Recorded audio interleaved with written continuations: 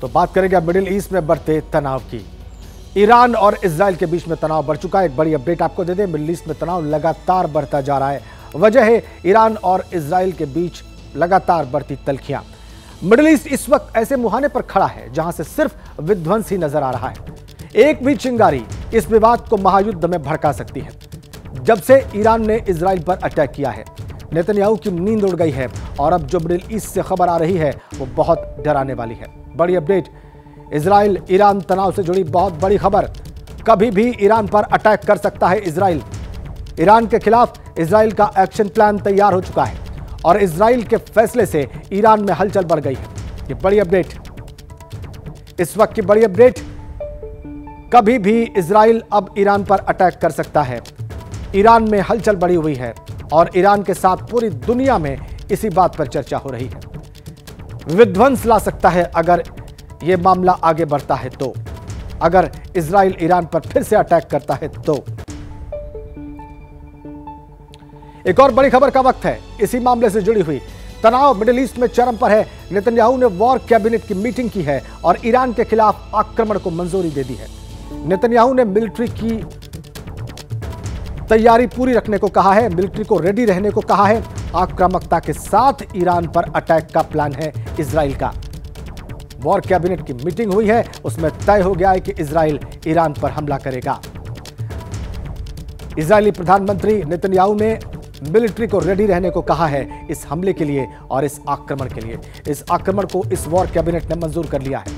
मतलब यह कि इजराइल अब ईरान पर कार्रवाई करेगा, मिलिट्री एक्शन लेगा, हमला करेगा। प्रधानमंत्री नेतन्याहू ने वॉर कैबिनेट की मीटिंग की और इसमें ईरान के खिलाफ आक्रमण को मंजूरी मिल गई है। आर्मी को तैयार रहने को कहा गया है इस आक्रमण के लिए। पूरी आक्रामकता के साथ ईरान पर हमला करने का प्लान है इजराइल का। कुछ और डिटेल्स आपको दे दें, जो कुछ अभी तक घटा है और जो कुछ हो सकता है। आपको बताते हैं कि 14 अप्रैल को क्या हुआ। देखिए, मिडिल ईस्ट से लाइव अपडेट जो हमें मिल रही है वो हम आपको बता रहे हैं। इजराइल में वॉर कैबिनेट की मीटिंग हुई है जिसके बारे में अभी हमने आपको बताया। इधर नेशनल सिक्योरिटी काउंसिल की बैठक हुई है ईरान में। ये दोनों आमने सामने हैं देश और दोनों में जो कुछ हुआ है वही हम आपको अपडेट कर रहे हैं। ईरान पर अटैक को मंजूरी मिली है इजराइल की वॉर कैबिनेट की मीटिंग में। इधर दूसरी ओर ईरान में इजराइल पर दूसरे हमले को मंजूरी दे दी गई है। इजराइल में क्या हुआ है वो आप देख लीजिए। बदले की कार्रवाई होगी, यह तय हो गया है इजराइल में। इधर ईरान में 10 गुना ताकत से अटैक करेंगे, ये ईरान ने तय किया है इजराइल के खिलाफ। एयरफोर्स अलर्ट मोड पर है इजराइल की। वैसे तो लगातार पिछले कई महीनों से है, लेकिन ईरान में ईरान रिवॉल्यूशनरी गार्ड भी अलर्ट पर आ गए हैं इजराइल के इस फैसले के बाद से। एक और अपडेट आप देखिए, पश्चिमी देशों का समर्थन इजराइल को प्राप्त है।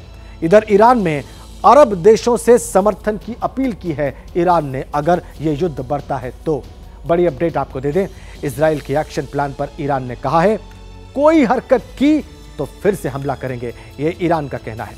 आपके मन में सवाल होगा यह अटैक क्यों? ईरान और इजराइल के बीच ताजा तनाव की वजह है 1 अप्रैल की सीरिया की राजधानी दमिश्क में हुआ एक हमला।